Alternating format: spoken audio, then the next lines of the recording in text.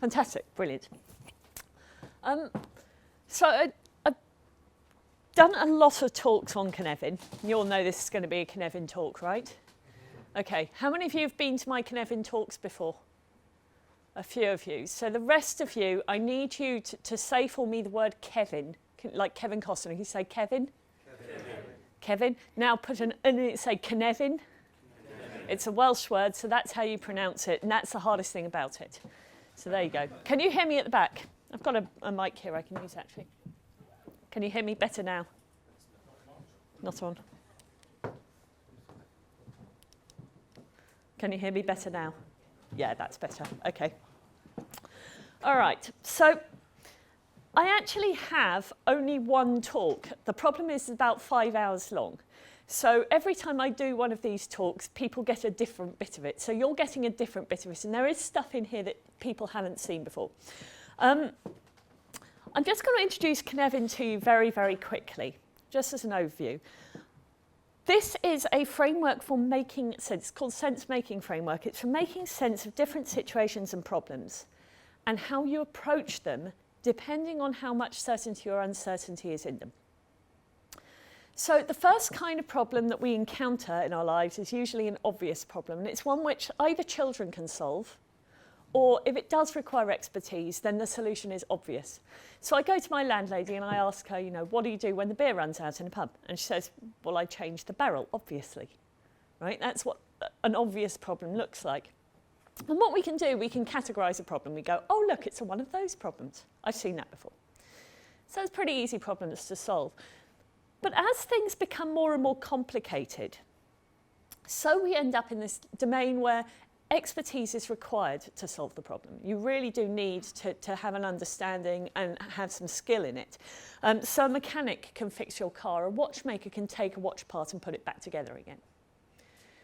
And things which are made up of pieces often fall into this space. And what we do in the complicated space is we analyse. And analysis works here really well. But there is a domain in which cause and effect are correlated in retrospect. So with these things, you can see where you're going. You know what the outcome's going to look like. But in a complex domain, you really can't. You don't know what it's going to look like until it's emerged. So outcomes and practices emerge in this complex domain, and this is going to be the entire focus of the talk today. I'm going to show you, give you some techniques for using in that domain to help those outcomes emerge more quickly and safely. Okay? So to give you an idea of the kind of outcomes which emerge, I'm going to tell my favourite story, because it's still one of my favourite stories. There's a company called Ludicore, and they had this big online game called Neverending.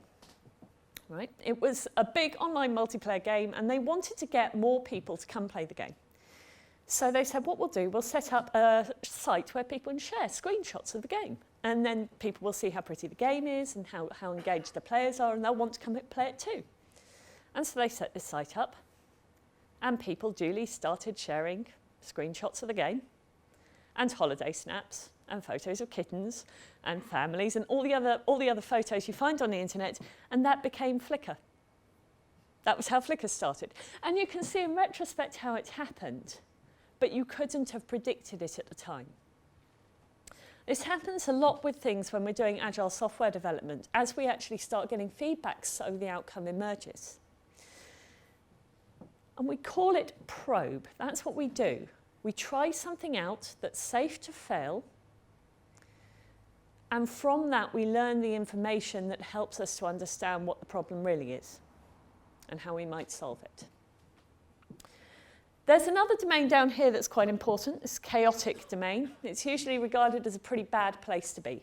So in chaos is accident and emergency, it's your house burning down. It's people bleeding to death. You normally have to act very quickly in chaos. It's a transient domain. It will resolve itself and not necessarily in your favour. I am going to talk very briefly today about one of the positive ways of using it, which is very exciting. But in chaos, we have to act.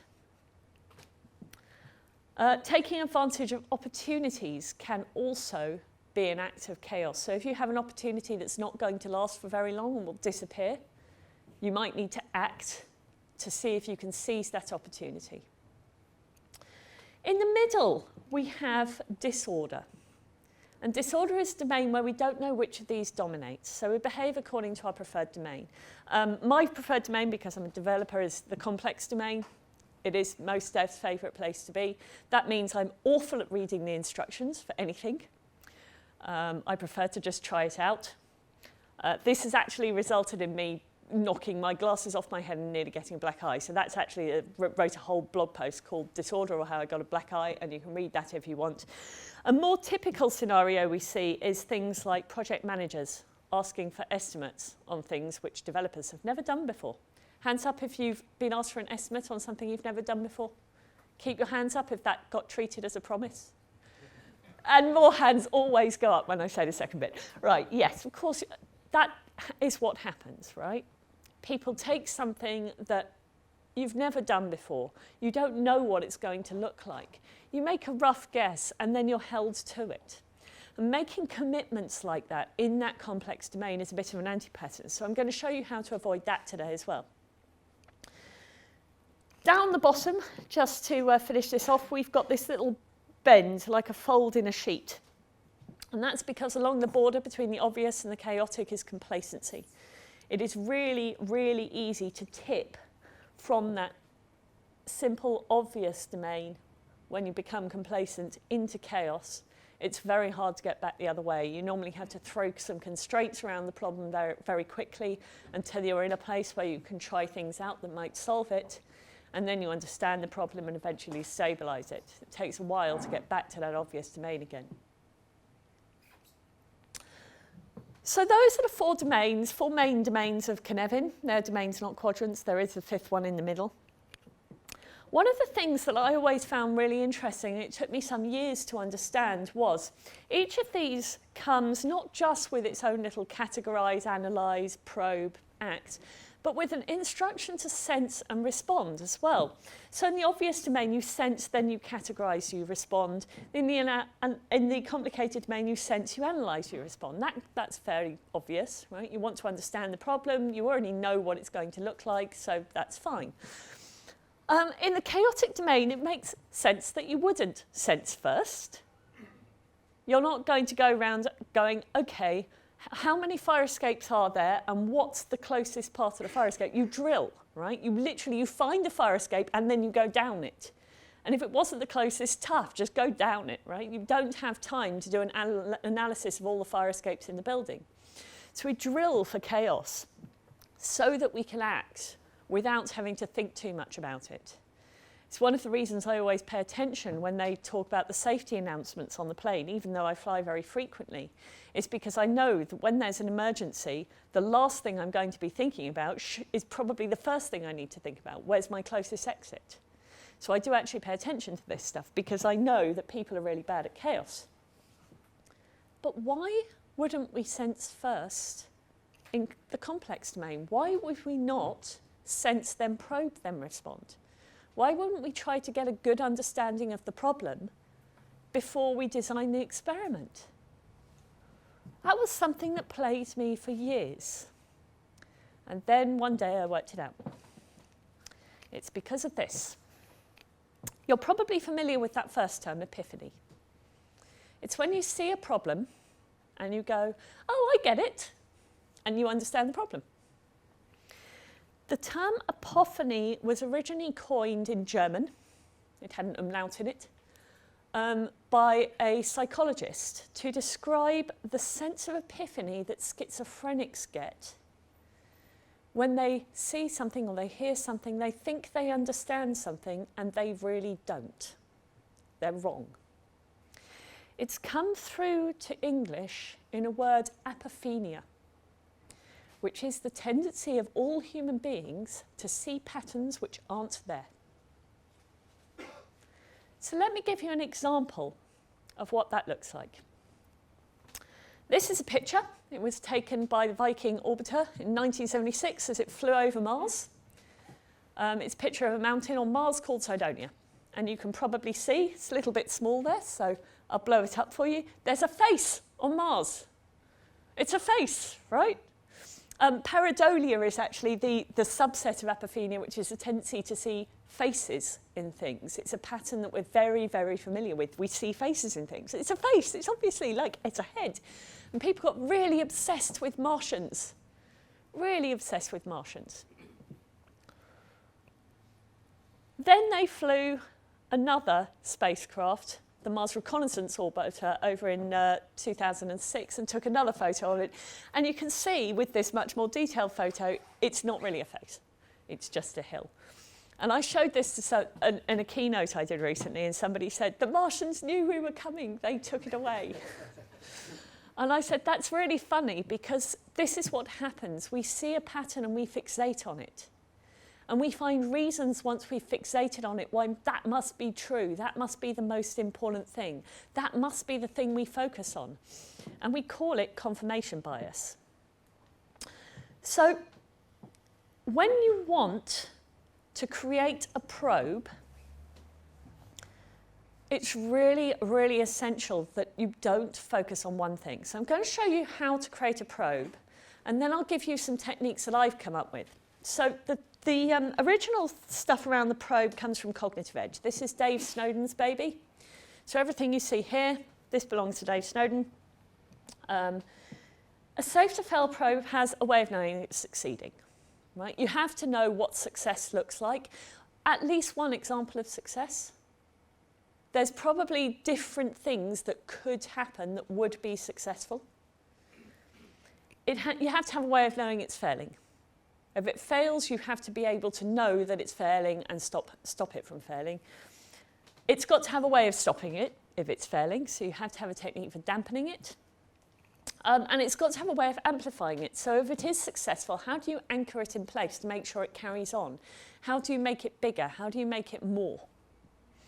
And the last thing it has to have is what we call coherence. And coherence is the thing that makes this really interesting. Now, what I tend to find is that when I suggest something to somebody as an experiment, because I've been doing this a little bit of a time, they say, that won't work because. So, for example, I had a colleague, another coach. He was having some trouble getting a product owner to understand her role. So he said, does anyone have anything which might help? And I said, sure, I've got this document on the product owner role, and see if that's helpful for her. And he said, that won't work because, is what he said. And then he came up with some stuff around why it wouldn't work. He didn't even try it. He decided it wouldn't work before he'd even tried it. And this is something I keep seeing. And I do it myself because it's a very human reaction. We don't like failure. What we like is patterns that tell us we got the pattern right, that we understand the pattern. We're used to patterns like that berry is safe to eat and that one isn't. The deer go down to drink at that waterhole, and we really like it when we go to hunt deer and there are deer at that waterhole because it means we get to eat. That's where this pattern matching has built up. It's literally a survival trait. So our body makes us feel really good and gives us loads of serotonin and endorphins and dopamine and good stuff in our head when we actually spot these patterns. And when we spot that our pattern is wrong, it makes us feel bad. It dampens them and it takes it away. So we're always on this quest to try and find these patterns, and that's why we end up with this confirmation bias. That's why we end up with apophenia. That's why we end up fixating on whatever pattern we see. And obviously my colleague, being human, had this pattern in his head. And what I was suggesting didn't fit his pattern, and he didn't want the failure scenario, so he said, that won't work because. And he couldn't see a way of avoiding the failure scenario that was in his head. A probe does not have a way of avoiding failure completely. And this is a really big shift for me. The fact that when we look at our probes, what we tend to do is we tend to try and analyse it. And we see these failure scenarios and we go, well, I can't see a way of avoiding that scenario, so I'm not going to try it. But actually, as long as it's safe to fail, we should be doing it. We should be giving it a go. So, Let's look at this thing, coherence, the thing which tells us whether, whether this is going to be a good idea to try or not. Coherence is a realistic reason for thinking a probe might have a positive impact. Now, we don't know what the outcome's going to be. It might be a good outcome that we were thinking of, or it might be a completely different outcome that also turns out to be good. I spoke to one client who I went to visit, and they had a really interesting graph. It went up and then down, and then it went up and it had another bump, and then it came down again. I said, that's really interesting. Is that your bug count? And they went, yes, it is. That's our bug count. I said, tell me what's happened. Tell me the story of why there are these two bumps. They said, well, our bugs were rising and rising, and we decided that was a bad thing. So we hired a developer, new dev, and we rotated existing team members through a bug fixing role. So one of them is always just fixing bugs. And the bugs started to go down. Our bug count started to go down. I said, well, that's good. They said, yeah, you'd have thought so. So we decided it was so good, we amplified it. We got another dev. And we rotated another existing team member through the bug fixing role. And the bugs started to go up. And being me, human, and a pattern matcher, I went, oh, the dev was no good.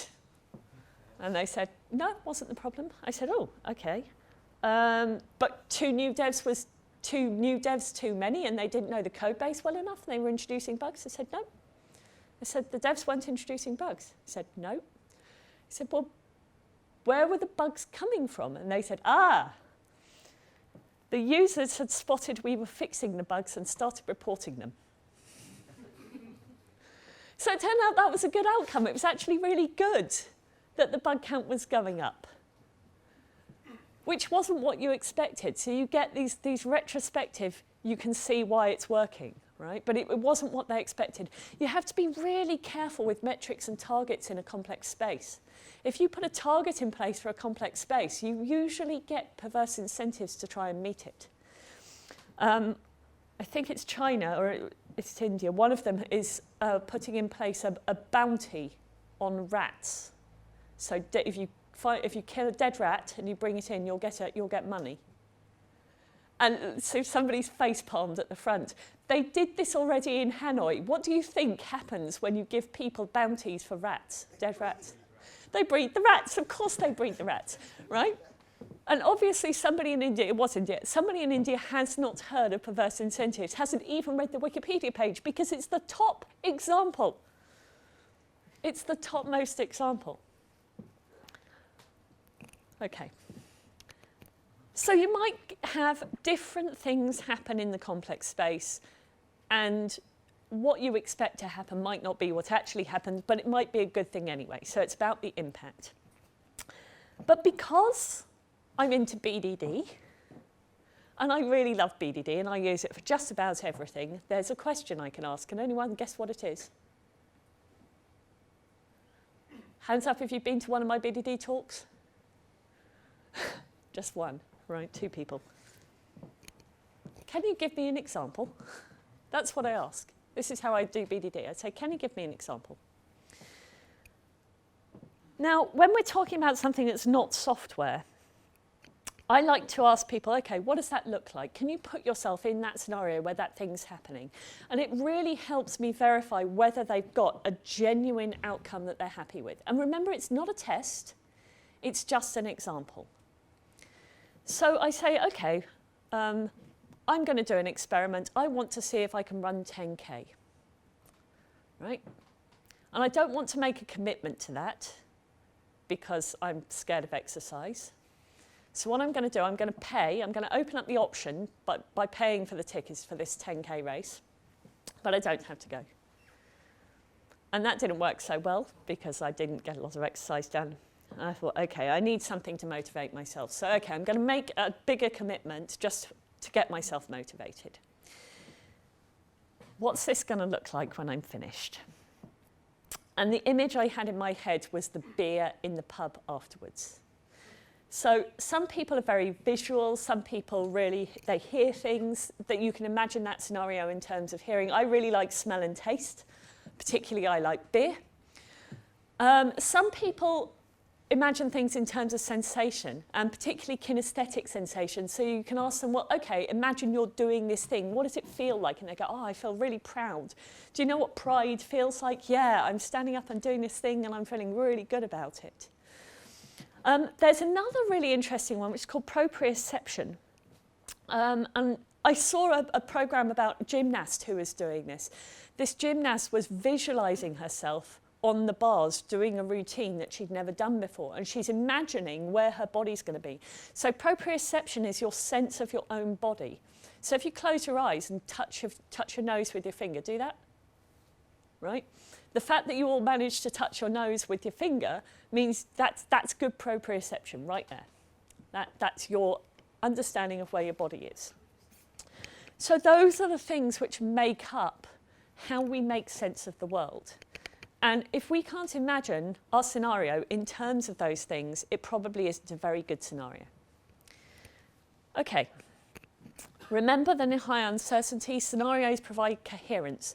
You can probably think of a few different scenarios, a few different outcomes. They don't provide tests. So, here is a genuine example. My boyfriend, a couple of years back, asked me to move in with him. Now, I am a difficult person to live with. I'm picky. I'm introverted. I get stressed. I like my own space. And I have already been engaged twice and lived twice with those fiancés, and I'm not married, so you can tell that that didn't work out very well. And I really wasn't keen on this. I'm like, no, look, the last 2 times I did this, it really didn't work. We're really happy. We've got a great relationship right now. Why do you want to spoil it doing something silly like moving in together? And he said, well, maybe we'll be even happier together. And I saw the failure scenario. I went, yeah, but we might not. I don't want to do this because we might not. It might fail, and that would be bad. I said, and he said, well, we might just be as happy and save a whole load of money, right? That's a thing that might happen. There's other ways this might be successful, but we won't know until we try it. I'm like, yeah, but it might not work. So if you can avoid having one success scenario and get multiple conflicting ones, conflicting at all possible, it means you're probably not hung up on the one scenario. I wasn't hung up on my beer at the end of the race. I really wanted a beer, but if I couldn't find a beer, and in fact the pubs, being Sunday in the city, were all closed, so I had to go back to Angel and have a beer back in Islington, which is where my home was at the time. That was okay. But it means that it makes it more likely that you'll also think of the failure scenarios. And I was definitely thinking of the failure scenarios. Given my boyfriend and I have been going out 4 years, when we move in with each other, then we might get on each other's nerves. And that won't be good at all, because then I won't want to be with him. And that would be bad, because I'm really happy with him right now. And all I could see was this failure scenario. Now, the weird thing is that my boyfriend, Darren, knows Cynefin. And he knows this stuff. And so he said, how about we try it for 1 year as an experiment? Right? We keep everything that we need to move out. You know, if it's a toaster, we only need one toaster. That's fine. We can cookingware, whatever. We'll sort that out. We'll keep both TVs, both pianos, both electric, I should point out. We haven't got 2 grand pianos in the house. We've kept both coffee tables. One of them's in the basement. But we tried it for a year as an experiment. I called an end to the experiment and declared it a success. So it's just been just over a year. So it's been really good. It's been really good, and we're way happier. It turned out it was a good thing to try. So how do you make it safe to fail? The technique that Cognitive Edge teach is called ritual descent. And that basically means you or your group come up with an experiment. You present that to another group. They're not allowed to ask questions. Presenting the experiment is also part of the experiment. So they're going to help you refine the presentation of it as well as the experiment itself. So you present, here is what I'm going to do as an experiment. And that group take it to pieces. They tell you why you won't be able to see it succeeding, why you won't be able to see it failing, why, if it does succeed, it won't matter because you won't be able to amplify it, you won't be able to anchor it in place. They tell you why, if it does fail, you won't be able to stop it failing and it'll have a really negative effect. And they demand more coherence. They want to know why you think this is such a good idea in the first place, right? And they pick holes in it. Now, we don't like criticism. We don't like finding out our patterns are wrong. So most people, when you do this to them, they get those horrible chemicals, and it gives them, at the very least, little micro expressions of, oh. And then we start feeling sorry for that person, and then we're not critical enough. And making this safe to fail is really important. So what they suggest you do is either turn your chair or put a mask on so they can't see your face. And then the group you're presenting to won't feel sorry for you, and they'll give you their honest opinion. I actually did this with a WebEx training in BDD. I said, okay, imagine that going out with this training is the experiment. Tell me why it's going to fail. Tell me why it's not safe. Tell me why it's not going to work. Tell me why if it does work, you're not going to be able to take it out. I train these people as BDD trainers, so they should have had everything they needed to amplify it as well. And I turned off my webcam so they couldn't see me. And I muted it so they couldn't hear anything I was doing. And it meant that the 6 people I was training were able to talk amongst themselves very freely, and I got some of the best feedback I've ever had in a course as a result. And because we still had a bit of time left, I was able to pick up the last few pieces that they needed. So that's one of the things you can do. The second thing you can do is ask a tester. Testers are really, really good at spotting failure scenarios. They are critical thinkers. They are black hat thinkers. If you've come across Edward de Bono's 6 Thinking Hats, right? They are awesomely imaginative at calamity. And you really want that you want that mindset when you're looking for scenarios. Devs are not brilliant at this. I know I was a dev, and we're problem solvers, not problem finders. We're very, very good at abstraction. We're likely to find patterns, not spot the holes in them, as well as testers do. I have a theory that other people who are in critical positions, like compliance and governance people, also are really good at this. But if you can find those black hat thinkers, the people who are always telling you why it's not going to work, they're perfect for spotting the failure scenarios. Don't let them get hung up on them, though. Don't let them not allow you to try it. Okay. So once we've got our failure scenarios, we know what success looks like, we've got coherence, we've got at least one success scenario, and we understand what failure looks like.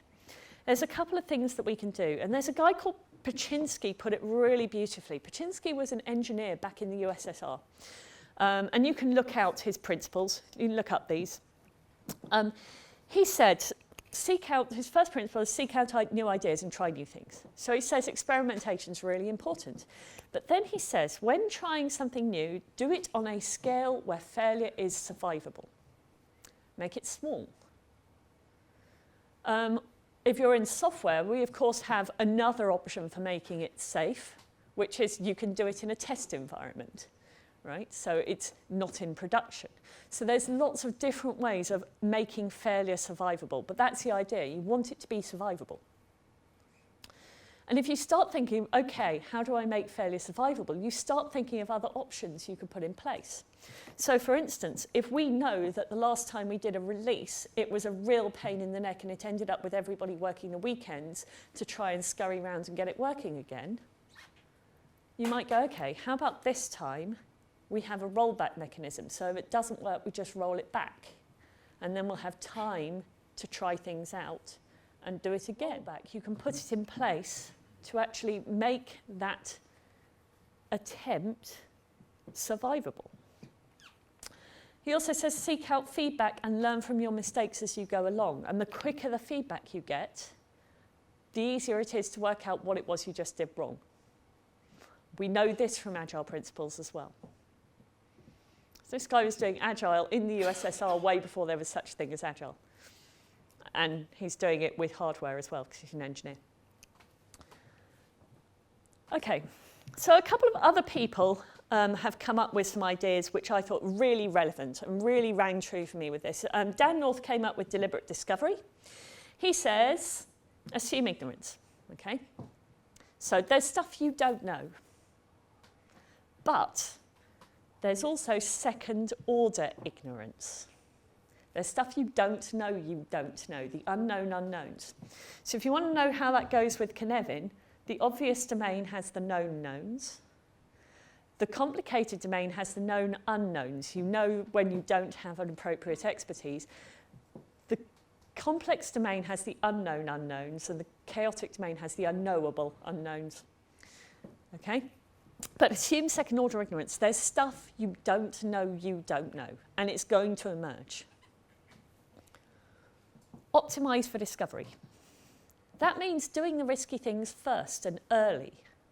If you're doing software and you've got a ton of things that are very familiar, but one thing that's very new, which is probably the reason you're doing the project in the first place, you might want to start that new thing first and work out what it looks like and get some feedback on it quickly.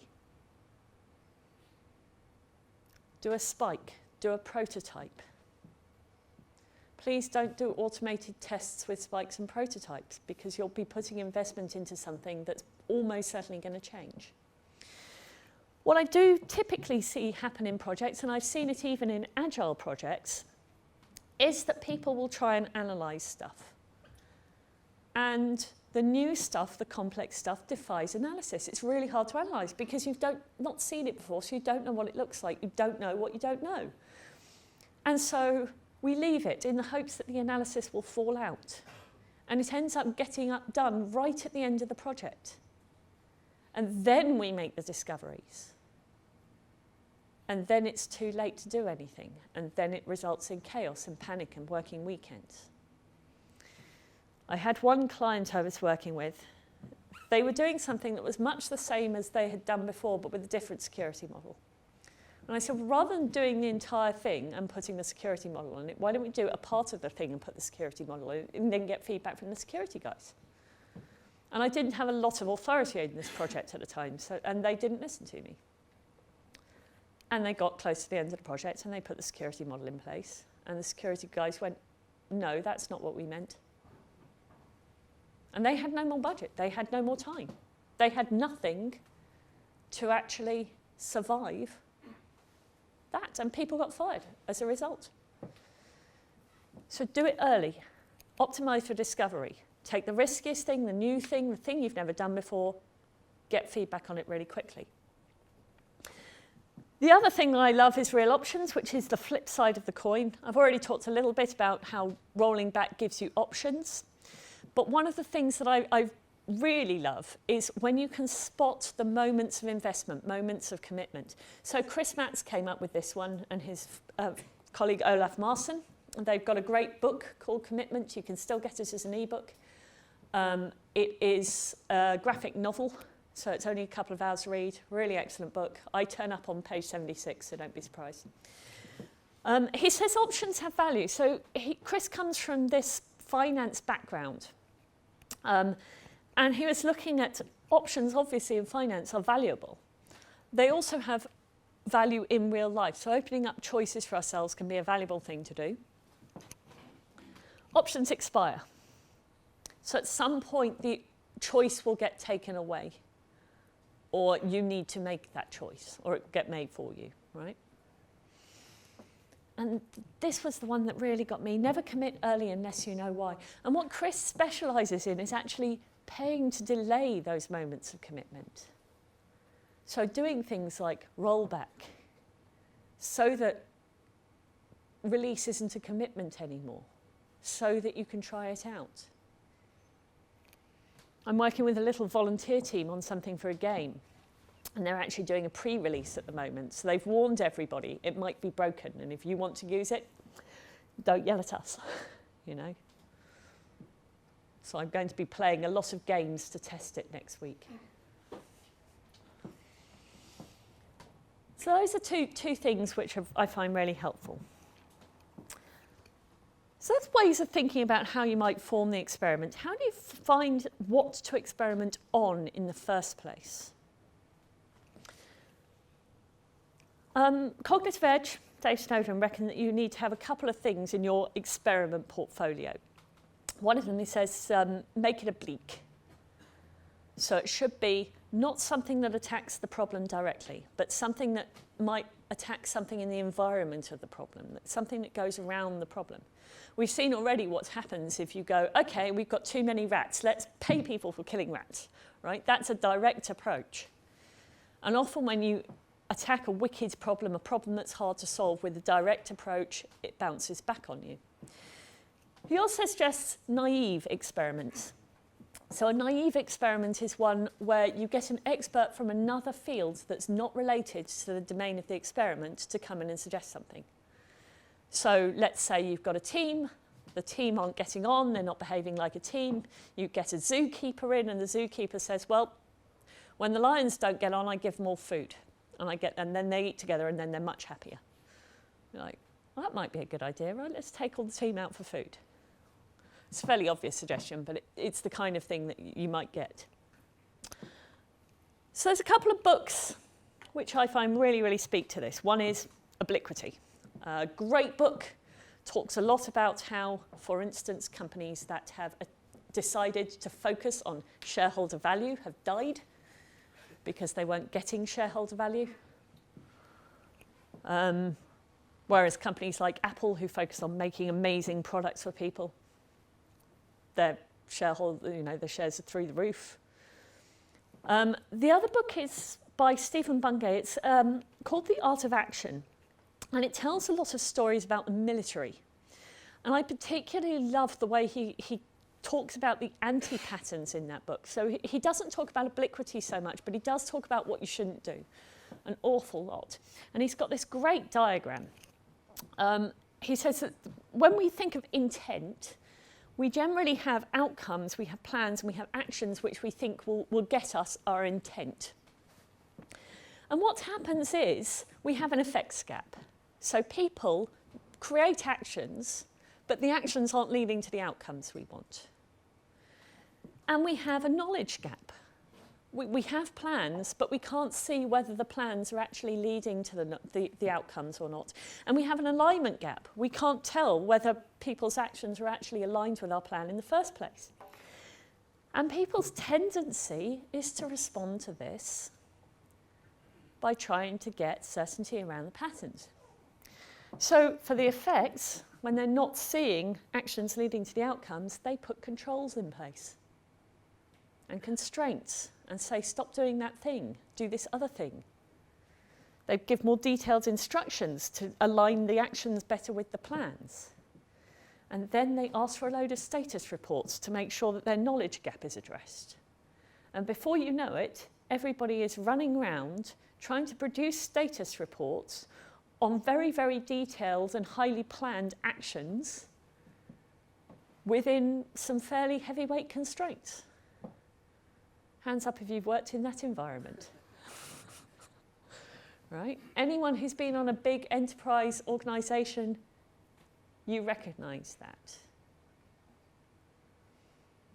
I really love the art of good experiment design. It gets through this mess. Stephen Bungay says, clarify your intent, and let the people on the ground, let the people with the knowledge work out how to actually address that intent and tell you how they're going to address it. Ideally, you want multiple experiments going on, multiple ideas. This isn't science, where a scientific experiment has, two experiments. One has the placebo effect, the null hypothesis, and the other one is the other. The thing you're actually trying for, because science is predictable and repeatable. In the complex domain, a probe, Dave Snowden actually sometimes refers to them as interventions, but a probe, you can tell in retrospect what's working and what isn't. The same way that we could tell in retrospect that the bug count going up was actually a good thing. So one way to get the experiments is to use that chaotic domain. And this is what we call a shallow dive into chaos. You want to get as much diversity between the different groups of people coming up with the experiments as possible. So let's say you've got a room full of Agilists, full of Agile software developers and managers and so forth. Do the opposite of Scrum's cross-functional team. Get all the BAs together, all the devs together, all the testers together, all the managers together, all the coaches together, and get them to come up with their ideas, because the ideas will be very different to each other. And that's how you get the diversity of them. As soon as people come together, they create consensus. And they don't always create consensus in the best possible way. So you want to try and stop that consensus from happening until the experiments have been formed a little bit. Just to give you an idea of how that works, I was on this BDD training course on WebEx, and I said, can everybody give me one way in which people come to consensus, and put it in the chat window? And the first person said voting, and the second person said polling, and the third person said, yeah, I'll go with polling too. Like, did you see what you just did? We follow the person who went first. We follow the person who says they've got expertise in the thing they've never done before. We follow the loudest voice in the room. We follow the person with the authority. We don't necessarily come up with the best ideas that way. So we're going to try and create diversity between the groups and separate them, and that's how we end up in chaos. And of course, then when we start presenting them to people, they start becoming refined. We're moving back into that complex domain again. So cause and effect is correlated in retrospect. You can't really guess what the cause might be. And this is the other thing that people get obsessed about, is we think we understand what the cause already is. And I've seen this over and over again. I've done this over and over again. So how do we choose? Ask stories of the people who are experiencing the problem you're trying to solve. And listen to the things they reckon are the root cause. And you'll probably find more of the root causes, because you know if it's a wicked problem, there isn't just one. I was talking to someone who said, yeah, I can't get these people to work as a team. It turns out there are 15 of them. They've all got individual objectives. And I said, OK, that's why they're not working as a team. He said, yeah, so how do we solve that problem? How do we actually create an experiment that removes the individual objectives? I said, if that was the only thing stopping them acting as a team, they would solve that problem themselves. Really, they would. They'd be clamoring to get rid of the objectives. Why are they not doing that? What else is stopping them from working as a team? They said, well, the fact they're in 15 different offices doesn't help. OK, so there are other causes too. So if you can actually look at all the different things that are causing a problem, not just the one you're focused on, but go, OK, well, is there anything else in this environment that might be able to be shifted? Can we change the context to make it better?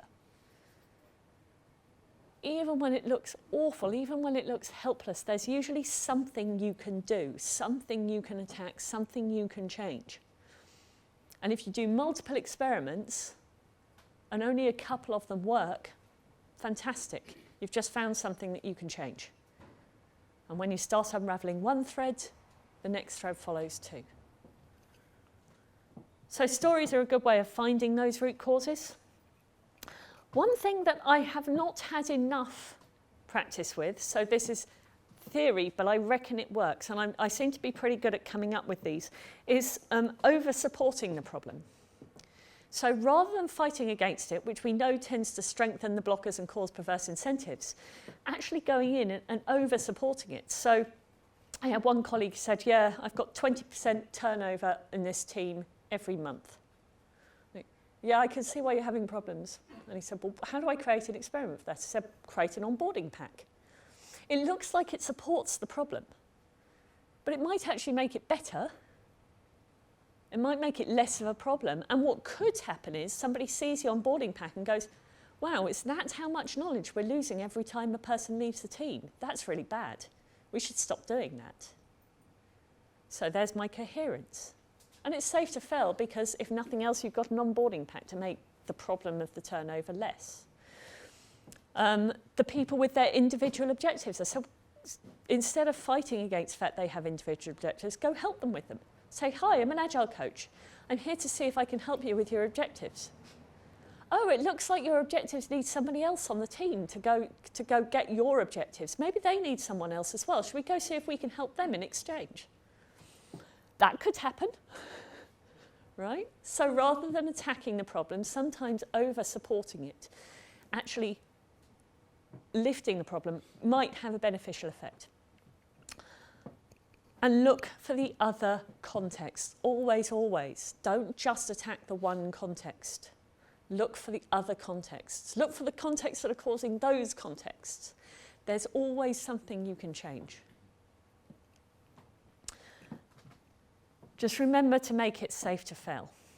When you're encountering a very, very familiar scenario and it's very predictable and it's something you've done before in the same context, then you can expect that it will work. But otherwise, all you have is hopes. So make it safe to fail. Thank you.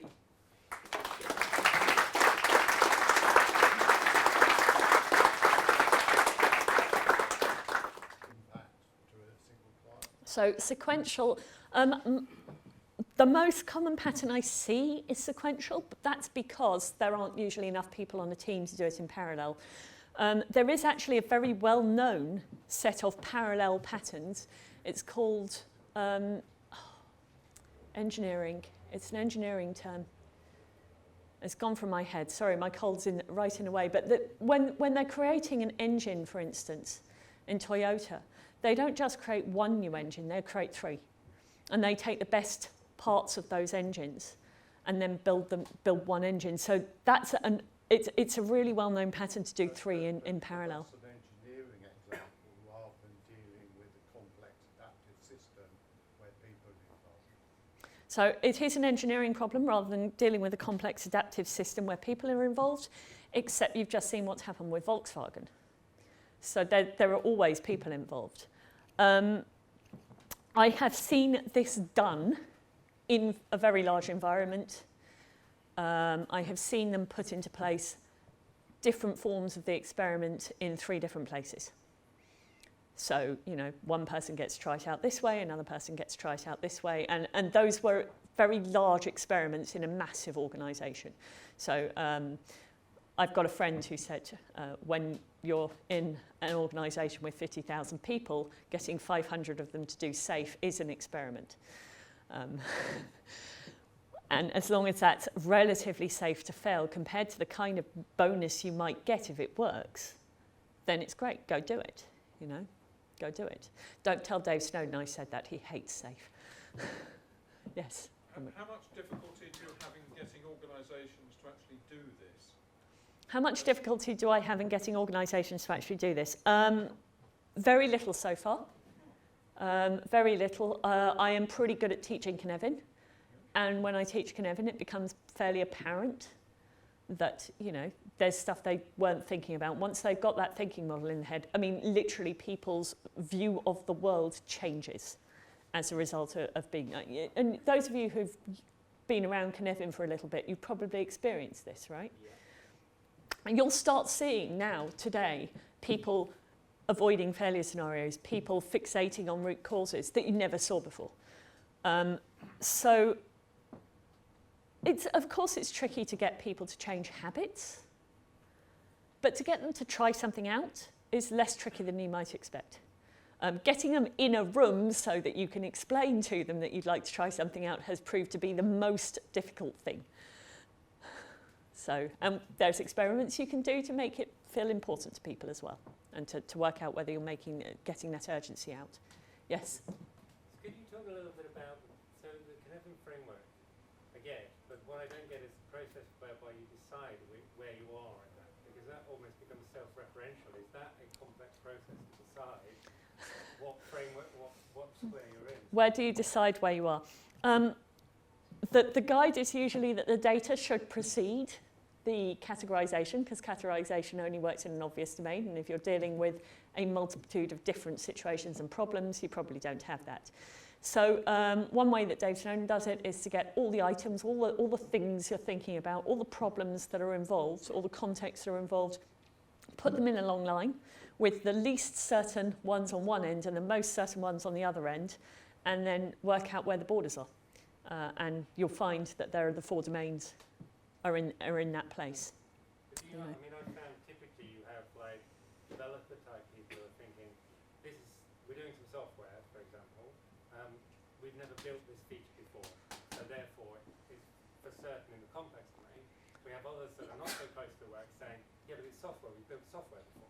So it's not, it's a repeat. Right, so do you know what you're doing or not?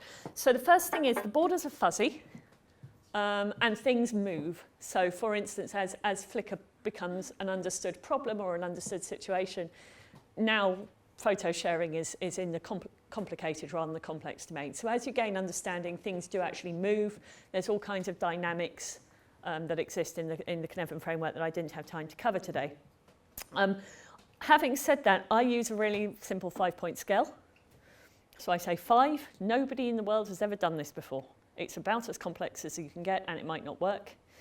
4, somebody in the world's done it, but not in this organisation or not within this context. So we know they managed to achieve it, but we don't know what they discovered. So it's still high discovery. It's still complex, but it's closer to the complicated side. So you can expect some familiar scenarios to come out, and as you talk through different scenarios, you'll work out where the unfamiliar ones are.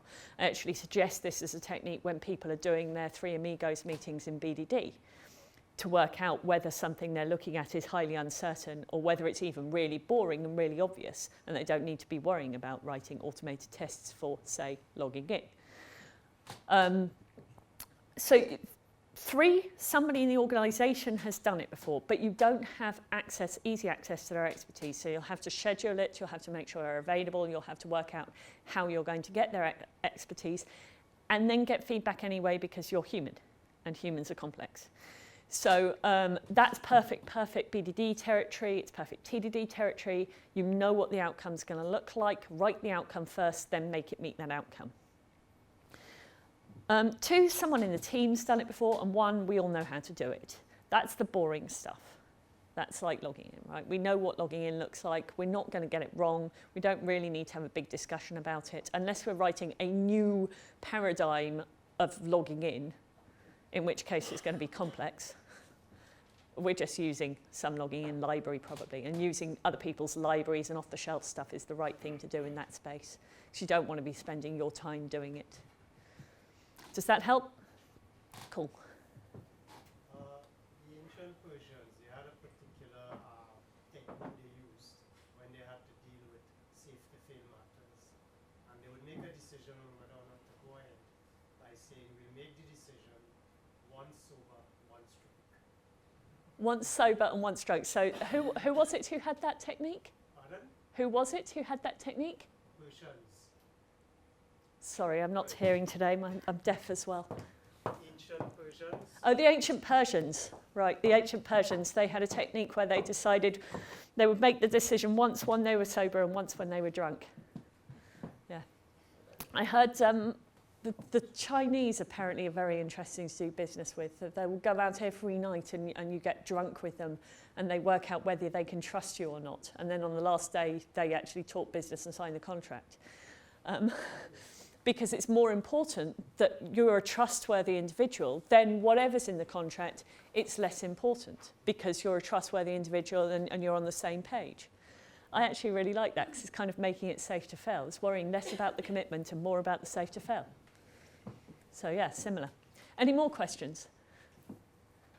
How to get other people on the team to come up with experiments? How to get other people on the team to come up with experiments. Safety is so crucial, it's unbelievable. One of the things that I have learnt is using positive language. So it's not bad code and you write it like this to make it good. It's good code, it works, that's brilliant.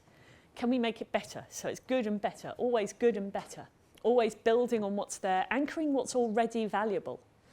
If you can focus on that, I mean, we go into retros and we're so focused half the time on what's going wrong that we often miss what's going right. So if you can really make sure whenever anybody does something amazing, you say thank you to them, you congratulate them. Whenever a team's done something awesome, you make them realise how awesome it is. And you build that very positive, very safe base, they will change everything else. This is true of giving feedback to people as well. If you can actually anchor their strengths and make them play on their strengths, they'll either deal with their weaknesses or start relying on other people to cover for them. And your team will be stronger as a result. So I'm a massive fan of very positive language and safety. and making sure that people feel safe to try things out and to get it wrong. Yes? By one side, in a complex space, even defining the problem is hard until a solution is found. On the other side, when we have to describe a probe experiment, we had to define up front what a failure looks like, what a success looks like. And these two things make me wonder. So, saying in the complicated space, it's easy to define what the outcome looks like. In the complex space, I'm saying we need to define what failure looks like, define what success looks like. They're just examples. They're examples of what success looks like, examples of what failure looks like. The thing is that if you can find ways of amplifying success in that example, you'll probably find it amplifies other kinds of success as well. If you can find a thing like rollback, which makes it safe, for instance, for me to do something stupid to the Guardian database, which causes it to crash, which I've done, right? You'll find that it also stops that other bug that happens, right? So if you can think of an example of how it fails, putting something which puts that safety into place often puts it for a whole load of other scenarios as well. So it's literally just thinking about examples. And testers will keep coming up with examples that you didn't think of. You know, testers are brilliant at this. They really will. Human beings are to some extent as well, just by being human. And if you care a lot about the outcome, and you really want the outcome, it's often the case that people are so scared to go after it because it might fail. You know, and they can't see past that uncertainty.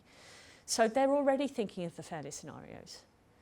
But it's examples, it's not tests, it's not defined, it's just an example. It's just for coherence, is this a reasonable thing to try? Is it reasonable to say it might fail this way and we need to make it safe? Yeah. Okay, I can see people moving. Have pizzas arrived? Not yet? Okay. Well, if not, we could always talk to each other. We can talk to each other. Hang out. Tell stories, do that. Here within like 10 10 minutes. minutes. So let's chill. So All right. I think a big thank you then. Cheers. Thank you.